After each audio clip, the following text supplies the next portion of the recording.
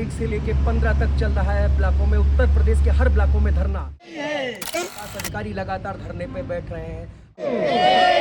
आवाज दो, आवाज दो। सिंह के साथ इस टाइम हम बाराबंकी के बंकी विकास खंड में उपस्थित हैं। हमारे साथ विकास खंड में इस टाइम ग्राम पंचायत का 1 तारीख से लेकर धरना चालू है। अभी तो ये लड़ाई है, अभी तो ये लड़ाई है। धरने का मेन उद्देश्य क्या है और 1 तारीख को इन लोगों ने काली पट्टी धरना देने का मेन उद्देश्य, लोगों ने जो है विरोध जताया, सरकार लोगों ने अपना धरना दिया कि धरना की वजह क्या है और उद्देश्य क्या है। साइकिल भत्ता जो है देने की बजाय एक शांतिपूर्ण विरोध जो है हमारे जो है प्रदेश संगठन का इच्छा करेंगे कि हम मोटरसाइकिल और कार से काम करें, तो वो संभव नहीं। पोस्टिंग हमारा ब्लॉक बंकी ब्लॉक जो है वो करीब 20 किलोमीटर की परिधि में बना हुआ है। तो अब 20 किलोमीटर की परिधि में जाके शासकीय कार्यों को करना, वो भी साइकिल भत्ते में, जो कि संभव नहीं है। निर्धारण वाला मामला बहुत दिन से, और पेंशन स्कीम का भी बहुत दिन से चला आ रहा है। जैसे यूपीएस जो थी, पुरानी पेंशन जो थी हम लोगों की ओल्ड एज वाली, तो उसमें तो 2004 जिसकी नियुक्ति जिस विभाग में उसको मिल रहा है, उसके बाद में न्यू पेंशन स्कीम जो आ गई है। हूँ आपके साथ अनुष्का और आप देख रहे हैं क्यूएमटी न्यूज़। न्यूज आशीष सिंह के साथ इस टाइम हम बाराबंकी के बंकी विकास खंड में उपस्थित हैं।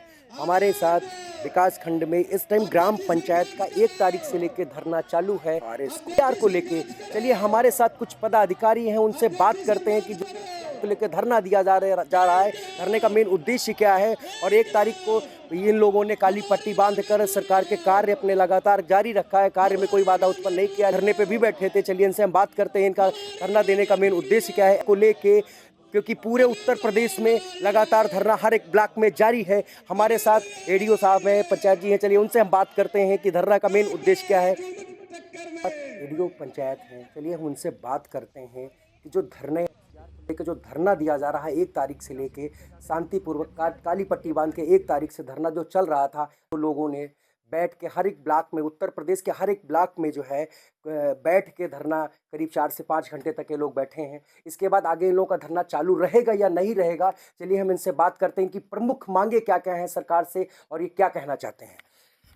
सर नमस्कार, मैं नाम जान सकता हूँ? नमस्कार, मेरा नाम अभय शुक्ला है। जी। और मैं यहाँ एडीओ पंचायत बंकी के पद पर कार्यरत हूँ।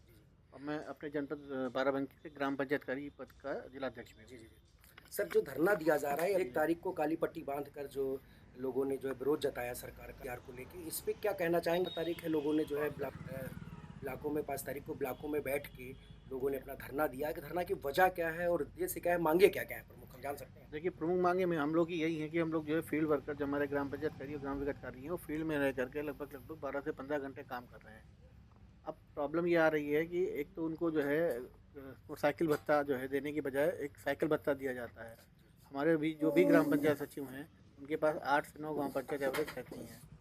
8-9 गांव पंचायत में जाना, वहां भ्रमण करना, टाइम से एक जगह पहुंचना, दूसरी जगह से फिर निकलना, ये सब साइकिल से संभव नहीं हो पाता। फिर भी वो किसी तरीके से अपने निजी वाहन से, अपने निजी सैलरी से जो है उसका वाहन करते हुए काम कर रहे हैं।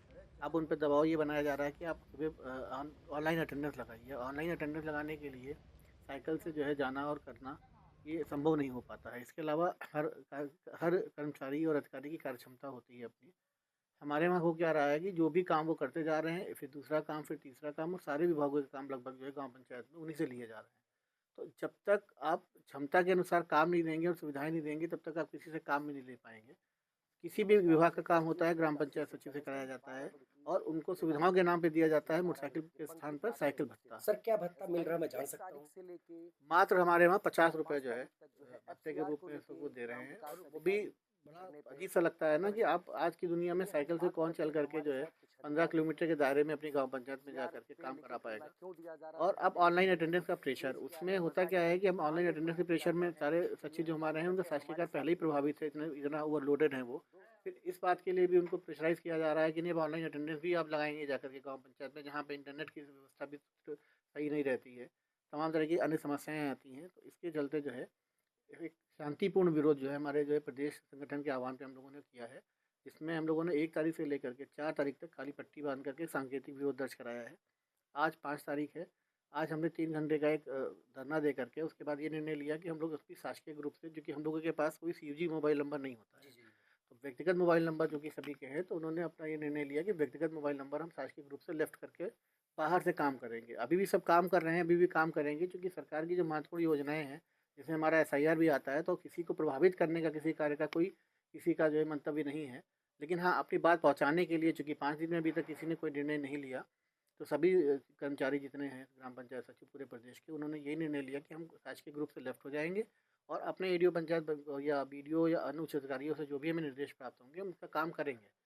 15 तारीख तक अगर सुनवाई नहीं होती है, अभी भी नहीं होती है, तो उनके पास एकमात्र विकल्प ये है कि फिर जो उनके पास जो वित्तीय पावर है, जो उनके पास डोंगल है जिससे वो शासकीय धनराशि का भुगतान करते हैं, वो सारे डोंगल जो है वो ADO पंचायत ऑफिस में या BDO ऑफिस में जमा करा देंगे। तब भी वो काम करते रहेंगे, पर वो वित्तीय का जो उनको पावर्स मिली हैं उसका उपयोग करना वो बंद कर देंगे। इस जहाँ तक है कार्यक्रम जो हमें प्रदेश से प्राप्त है वो हमें करना है। प्रदेश संगठन इसके बाद जो आह्वान करेगा, क्या सरकार की कोई सरकार में बाधा उत्पन्न होगी आगे कैसे? क्या अभी जैसे तक आप लोग ग्रुप सरकारी ग्रुप से लेफ्ट हो जाएंगे तो सरकारी कार्यों में सर बाधा नहीं, उत्पन्न मुझे नहीं लगता कि इसलिए, क्योंकि सरकारी ग्रुप से लेफ्ट होने का मतलब ये नहीं है कि हम किसी अधिकारी की बात नहीं मानेंगे और काम नहीं करेंगे। काम तो हम कर ही रहे हैं, क्योंकि हमने कहा ना, हमारा कोई भी जो है मंतव्य सरकार की किसी योजनाओं को अथवा पब्लिक को परेशान करने का नहीं है। लेकिन अपनी बात पहुंचाने के लिए जब काली पट्टी बांध के सांकेतिक एक विरोध दर्ज कराया गया, तो जाहिर सी बात है उच्च अधिकारी को भी जो है यहाँ पूछना चाहिए था ना कि क्या समस्या है। अब उनको हमारी बात ऊपर तक पहुँचानी चाहिए थी, उस पर कोई निर्णय नहीं हुआ, इसलिए मजबूरी है अपनी बात को उनके संज्ञान में लाने के लिए शासकीय ग्रुप जो है वो भी व्यक्तिगत नंबर है उनका, कोई UG नंबर नहीं है सचिवों के पास, उससे वो लेफ्ट में है। ये एक तरीका है अपनी बात उन तक पहुँचाने का, और काम हम अभी भी कर रहे हैं, काम सब अभी भी करेंगे। जैसे सर मैंने देखा है कि उस आपके उसमें जो है जो बैनर लगा है, बैनर में एक चीज़ लिखी है कि मैं 10 तारीख तक ही होगा, बाकी उसके बाद हम लोग अपने निजी वाहन भी बंद कर देंगे हम लोग। अच्छा, अभी इसमें भी आ वो रहा है। वो वही बात आ गई जो मैं आपसे कह रहा था कि आप साइकिल भत्ता दे के आप उम्मीद कर रहे हैं कि हम अपनी मोटरसाइकिल से और अपने निजी वाहन से जो है सारा काम करें। तो एक जो हमारा वेतन होता है, वेतन परिवार के लिए होता है। हम वेतन में कटौती करके उसी वेतन से अपना निजी वाहन खरीद करके, निजी पेट्रोल और ईंधन भरा करके हम शासकीय काम करते चले आ रहे हैं। अगर उस पे कोई सुनवाई अब तक नहीं हुई, वो भी हम लोगों ने बर्दाश्त किया कि ठीक है, जो हो सकता है हमसे बन पड़ता है हम करेंगे। पर अब साइकिल भत्ता दे करके आप अपेक्षा करेंगे कि हम मोटरसाइकिल और कार से काम करें, तो वो संभव नहीं है। क्योंकि सबकी हैसियत ऐसी नहीं होती है, हमारी खुद की भी नहीं है। हमें जितना दिया जा रहा है वेतन, उसमें अपना परिवार चला लें, सांस लें, अपने बच्चों को पढ़ा लें, वही बहुत है।